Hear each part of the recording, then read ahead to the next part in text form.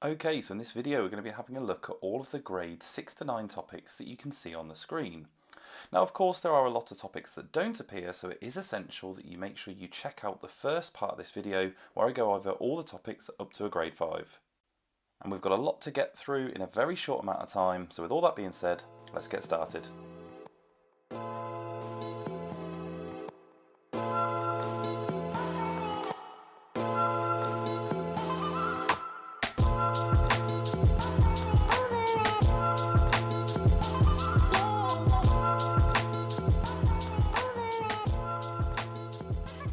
Okay, so kicking things off with number. Now when you are looking at a question with different combinations, have a look at how many selections there are and just multiply them together. So for a question like this, 5 times 5 times 5, or if you have to reduce them because there are different possible combinations where you can't include the first, you have to reduce before you multiply. When you're looking at fractional and negative indices, remember the negative power in there represents the reciprocal, the top is the power, the bottom's the root. So for this one here, we would do the root for the bottom to make that number smaller, that being a square root, and then we could do the reciprocal, but we won't have to do the power as it is just a power of 1. If we have different numbers, here we've got a cube root on the bottom, so we cube root both numbers, top and bottom if it's a fraction, and then we'd square them both as there is a 2 on the top of the fraction for that one. When looking at surds, you can only add surds together if they have the same number under the root, so we need to simplify them. So looking at that, root 3 is already simplified, but root 12 could be written as the square root of 4 times the square root of 3. Square root of 4 is 2, and then you can actually add these together. So 1 root 3 and 2 root 3 would combine to make 3 root 3.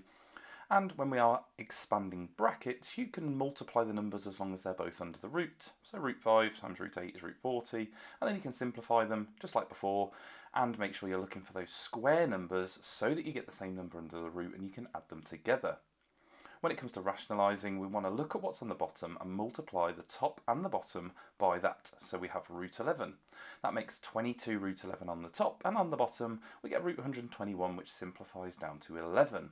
Once you've done this, you do need to have a look, see if it simplifies like a normal fraction. In this one, they both divide by 11. If you have slightly more complicated surds, you do need to think about your difference of two squares, so identify what's on the bottom and multiply by the same thing with a different sign. You may have to expand some double brackets here, so being very careful with your double bracket process and simplifying any surds along the way if you need to. When we simplify this, we get 4 root 2 plus 2, and on the bottom we get 2 minus 1 with that difference of two squares where you just have to multiply the firsts and the lasts. If you do have a 1 on the bottom, it can cancel out, but again look to simplify. When you have recurring decimals, have a look at how many recurring decimals there are. In this particular question there's only one, so we can use 10x for that. Then make sure you write them balanced, so there's the same amount of decimals, take them away from each other, and you can then turn that into a fraction. Just remember, of course, if there is a decimal in the fraction, you'll have to times the top and bottom by 10 to remove that, or of course you could look at using things like 100x and 1000x, and so on, whichever method you are more comfortable with. Of course, if there's two recurring decimals, you're definitely going to have to use things like 100x. When you have a reverse percentage, you may have multiple steps. So we want to reverse this process, having a look at the different elements of the profit or loss in each year for this question. Here there was a loss in the final year, so that was 90%, and when we reverse that back to 100%, that can then move into that middle year. Here it was a profit of 20%, so again we can reverse that using our normal reverse percentage method and then get back to our starting. Okay, moving on to algebra. When looking at algebra, we will often have 3 brackets to expand. If we have this, pick 2 to start with and expand that like you would with normal double brackets. Once you've done that, we are going to multiply it by the 3rd bracket, so put everything back into brackets, and then we're going to multiply it by the last one. It does get quite messy when you're doing these, so you need to make sure you are very careful. So drawing in your lines, doing 2 at a time, and just writing everything out really clearly, working along those 3 pieces in that first bracket, and making sure you multiply it by the 2 in the second bracket. Again, once you've done that, collect all the like terms, so add together the squareds, add together the normal x pieces, and simplify everything. If you have to rearrange a formula, you may have one of the subjects in 2 different places. So get rid of any fractions or brackets. So here we're getting rid of the bracket by expanding and multiplying that denominator over.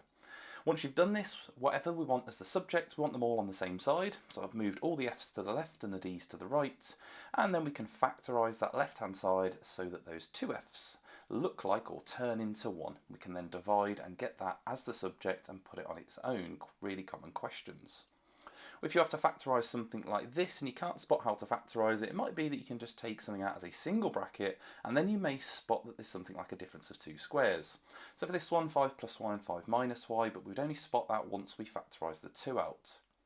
You may have something with letters that looks a little bit more complex. If you do, just obviously hopefully you'll spot that that's a difference of 2 squares. Nice and simple for that one. But if you're asked to use that in a further question, just look at what's in the question, how that can be applied to what's above. So here A was an actual expression and so was B. We could just sub that in, simplify both brackets, and then actually look to multiply them. So quite a complex one, but just something like this, don't let it put you off. Just have a look at how you can apply that part B onto how the part A was given. If you have an nth term expression for a quadratic sequence, make sure you find the first and second difference. I know there's a formula that you can use for this, it's not the method that I use, but if you use this method, halve your second difference, it's going to tell you how many lots of n squared it is. You can then compare that to the previous sequence and then find the nth term of the difference. This one here is going down in 2's, and before the negative 2, if you added 2 the other way, it'd be 0. So it's just minus 2n. So it was n squared minus 2n, but you could have anything at the end there. When looking at a quadratic graph, we all should already know from the previous video how to plot a quadratic graph, so getting all those numbers in the table, plotting them very carefully onto your coordinate grid and joining them up with a nice smooth curve. Now you may be asked to find estimates. Now if it's not where it equals 0, where it's equal to something like this, where it's negative 2, you've got to draw a line through and find the x-coordinates where it crosses through the curve. If you have to draw an exponential graph, you need to know obviously what it looks like, but to find that coordinate where it passes through the y-axis, just put that power or that value of x as 0. If you have perpendicular lines, you need to know the negative reciprocal for your gradient. It may be that you have to rearrange the equation of the line before you can actually find that gradient. So here the gradient was 4/3 and the negative reciprocal is negative 3/4. You can then put that into y equals mx plus c and substitute any coordinate that you need into the equation of that line. That may be, you know, a bit of a nasty one, it may be okay, but you're going to have to rearrange that to find the value of c, and if it's non-calculator you may have some pretty nasty fraction calculations in there, so you just need to make sure you are confident with your fraction calculations and putting it all together at the end. If you have a tangent to a circle, particularly like this one where you have some nasty surds in there, it's always best to draw a diagram. So imagine where it looks like these are both positive, so it's in the positive quadrant. We can then sketch in a tangent and a radius. To find the equation of the tangent, you have to find the gradient of the radius, so rise over run, which is quite nice from 0, 0, and then you can again do your negative reciprocal of that once you've simplified it down, and again putting it into y equals mx plus c and substituting a coordinate in that is on the tangent. So for this one, not a very nice one where we had to substitute some surds in, but just following that process, multiplying everything down and simplifying any fractions where you can to find that value of c and ultimately writing your line equation. So not a very nice question there, but that's the process. If you have to form and solve equations, have a look at the question. It might be talking about area, it might be talking about perimeter. This one's about area, so write down any formulas that you need, substitute any algebraic values in, and then expand and simplify.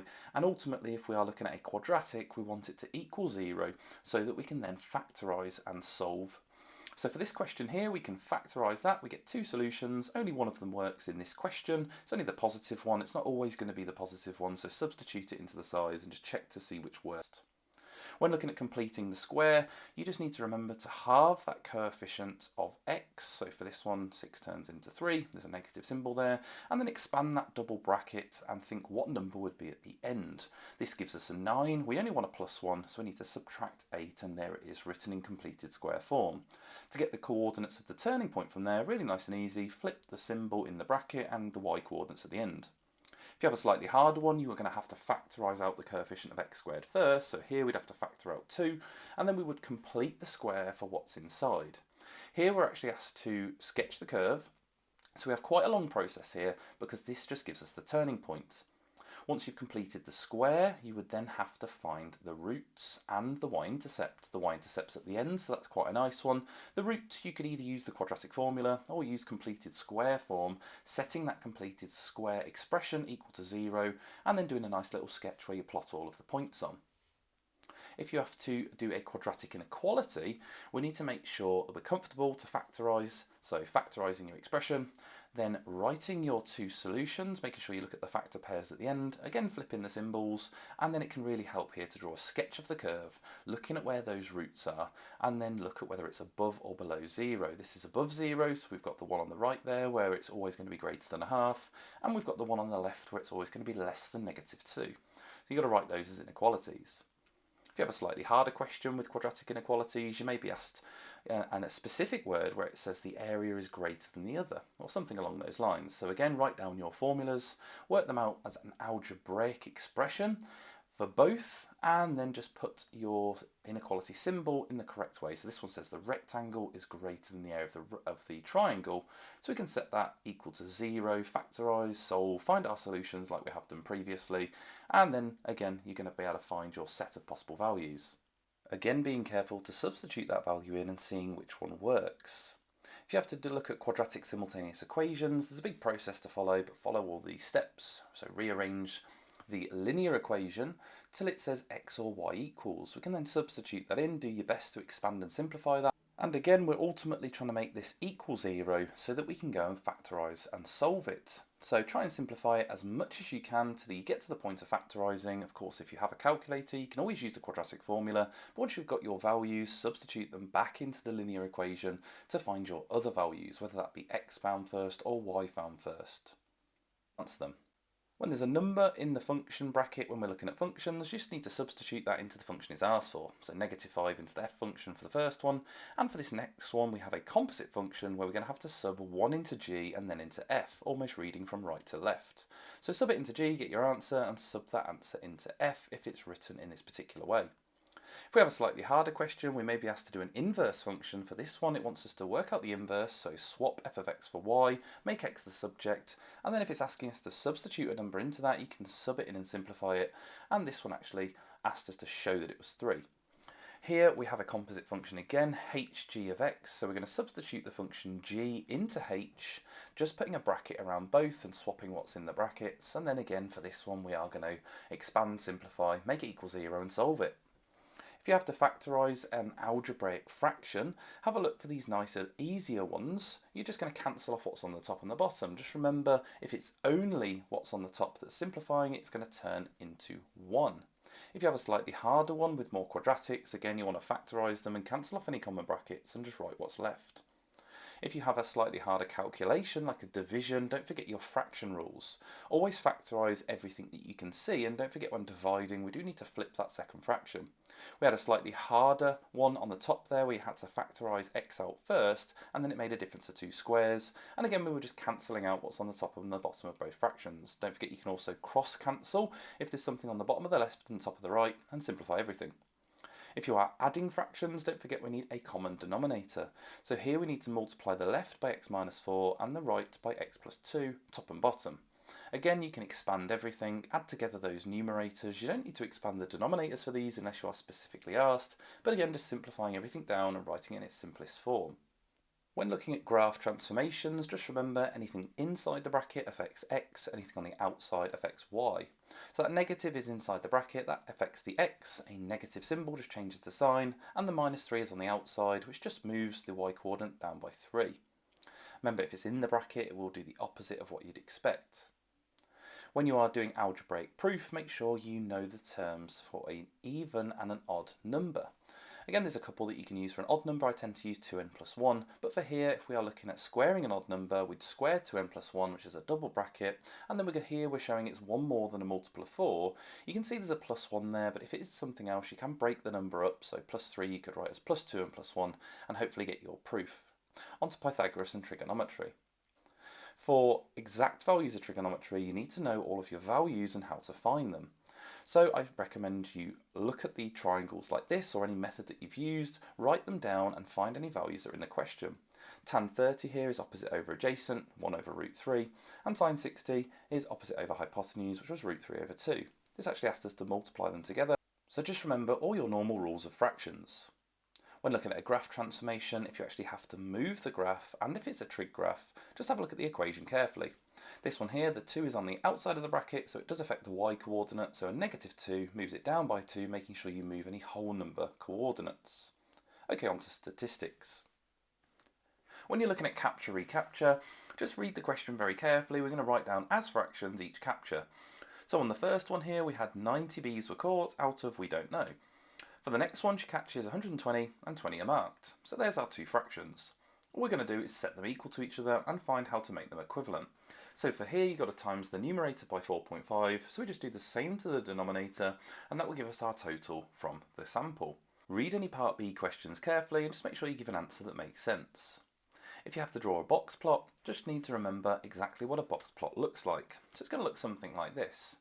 So go through any numbers or a table and figure out where those numbers are.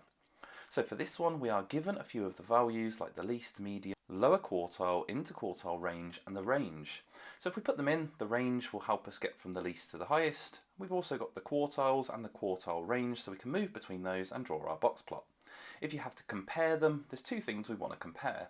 So we want to get the value of the median and we want to get the value of the interquartile range, which tells us about the spread. So find the values of the median and make a comment about which one's greater. Just don't forget to mention the context. As well, the same with the interquartile range, and mention which one's more spread out. If you have to draw a cumulative frequency graph, you just need to remember where you're plotting the points from. So the points are on the end points, and just check that it is the cumulative frequency, otherwise you're going to have to add them up as you go down. Make sure you start on the right starting number from the table as well. So draw all the points on the end points, draw them up with a nice smooth curve, and then have a look to see if there's a part B. This one asks us to look at the interquartile range. So the median would be at 20, and the quarters would be at 10 and 30. So go across, read those values, and the range between them would be 27 for this one. If you have to draw a histogram, remember that you need to find the frequency density. So that's the frequency divided by the class width, which is the distance between the start and end of each class. So work those all out and scale your graph up to the biggest frequency density. As well as that, you need to scale the bottom, making sure you go up as high as you need to for the highest width, and then plot those bars in, making sure they're all joined up and they are nice and neat and legible. For this one, we're also asked to work out an estimate, and if you need to split a bar up, remember you can break that up into halves, thirds, quarters, whatever fraction you need to get a final answer for a total. On to ratio and proportion. When looking at depreciation, you may be given it in a form of an iteration style question. So this one, it's losing 2% water per year, that would be 98%, and the decimal for that is 0.98. So if you had to do depreciation, that's what you'd multiply by. When looking at fractions and ratios, you may be asked to find something like this. So read each line, and you can always use a probability tree. So here, white shapes and black shapes was in the ratio 3 to 7, white circles to white squares was 4 to 5, and as well the final one, black circles to black squares was 2 to 5. So you can write them as fractions as a probability tree, because here it asks what fraction of the shapes are circles. Identify the roots that actually apply to that, and multiply across like you would on a normal probability tree. You may have fractions at the end that don't add together very nicely, so you can always simplify them to help find a common denominator. Here we've got a common denominator of 15, and that's simplified down to a third. For direct proportion, you need to know your formula well. So for direct proportion, you would write y is equal to k, and then whatever's there. Here we've got the cube root of x. Put in the numbers that you've been given. Obviously any mixed numbers, write them as improper fractions, and then rearrange that to find the value of k. Once you've got your value of k, you can put that back into your original formula and then use the second value if you are asked to use one. So here we need to substitute 64 in and just solve that to give us 2 1/3. You may also have inverse proportion. This one here has algebra in, but again we're going to set it up as normal, but y equals k over, for this one, x cubed. Then you'd want to sub in your values. Here we're subbing in some algebra and rearranging it to find the value of k. Once you've got that, put it back into your formula as we did with direct proportion, and then use those second values however you need to and simplifying it down. This one wanted us to show it was 5.5. If you have a velocity time graph or a speed time graph, you may be asked to look at the area underneath it, or you may be asked to look at the gradient. This asked us to look at the area by breaking it into 4 equal strips. You need to know the formulas for the area of a triangle and a trapezium, and then you can go about working out the area of each shape and adding them together for the total distance. Just remember to look at your shapes. This one, they are under the curve, so this would be an underestimate, but they could also be over the curve. You may be asked to look at the gradient at a particular point on a curve as well. This is always quite fiddly to do. You need to find the point, you need to put your ruler on and try and draw as best your neatest tangent using a ruler and a pencil. From there you can find the gradients of that using rise over run by drawing in a right angled triangle and try and find a run which is quite a nice number. 1 or 10 was normally quite a nice one, and this represents the rate of change, and in this case that's the acceleration. If you have ratios written like this, and you have algebra involved, you can actually write these as fractions, so you can write the left over the right is equal to, again, the left over the right. From there we have an algebraic fraction calculation, or an equation here, where we have to cross multiply, and again, like we have before, make that equal 0, factorise, and solve it. Okay, on to some geometry. When you have questions like this, we have shaded regions. Just remember you need to find the area of the shaded region, take away any unshaded regions. So for this one, we had to find the area of the shaded region over the square. The square was nice and easy, 20 times 20, but then we had a quarter circle and a semicircle. And again, we were doing this in terms of pi. So identify the radius, putting it into your area equals pi r squared, and that should help you get to a shaded region. From there, for this one, it was in terms of pi, we just had to put it in place and simplify it. If you have to look at volume of a cone or anything like that, you will be given the formula. This one was asking to estimate, so make sure if you're asked to estimate, you actually round those values to one significant figure. Here we were actually given the volume, so subbing it in, we then had to rearrange to find the height. If you were asked to talk about your estimate, think about what that number would have been had the estimated numbers not been used. For this one, it was an overestimate. If you have cones and spheres, again you'll be given the formulas for a sphere, so you just need to substitute the values of the radius into both of those formulas and then find them. If you are asked to write it in terms of pi, that's fine as well, you just need to make sure you're happy with squaring and multiplying. So for this one, we just had to find both volumes. You may also have the curved surface area, but you may have similar cones on this sort of shape where you have kind of like a frustum on the bottom. So for this one, we'll just find the ratio between the two. It was 3/5 of the length, the small cone, so it was 3/5 of the diameter, which allowed us to find the radius, and then again subbing that into our formula for the large and the small cone and finding the difference between them. If you have to do some transformations, you'll have a negative scale factor potentially. If you have this, find the centre of enlargement and then find the column vector that allows you to get to the first vertex on the shape. Multiply that by the scale factor and it will tell you which distance to go in, and you can get some pretty nasty ones when you have a negative scale factor. You may also have questions where you have to do multiple transformations, so make sure you're happy with your reflections, rotations and translations so that you can go about doing these multiple questions. Now, if it does mention something called an invariant point, that's a point that hasn't moved. That could be on the shape or it could be part of a transformation. This one was asking for an invariant point within a transformation, and it was actually a rotation point, but it can be either. Just make sure you're very careful and you read that word and you know it just means a point that hasn't moved. You may have similar shapes and these can also involve ratios. Just remember to look at the scale factors. This particular one gave us a surface area ratio and it gave us a volume ratio, but to compare them they had to both be in height, so we had to square root the surface area numbers and cube root the volume numbers. We could then form a three-part ratio to find the relationship between A and C. So make sure you're happy with your three-part ratios, just making that same number in the middle. Once you've got the number in the middle, we could identify the ones we needed and simplify it as asked. For a circle theorem, you need to know lots of circle theorems, but double check, make sure you spot things like tangent to a radius and put a right angle in if you need to. From there you can apply your circle theorems along with things like angles in a triangle, which we had on this question, angles on a straight line, and then not forgetting things like isosceles triangles, which are very common in these exam questions. So base angles in an isosceles are equal, and then we could actually figure this out by just using tangent to a radius equaling 90. So some of the circle theorems questions don't even have too many circle theorems in. For this one you have a cyclic quadrilateral, and we also have a triangle that meets a tangent. So we also have the alternate segment theorem. So it's asking for this angle here. We know that opposite angles in a cyclic quadrilateral add to 180. We could find that one there. Angles in a triangle add up to 180 as well. And then we could actually apply that using the alternate segment theorem, which was a nice, relatively quick question, but obviously there's lots that you could be asked. You may be asked to apply circle theorems in parts of geometric proof as well. This one was asking you to prove two triangles were congruent, which means that they're exactly the same.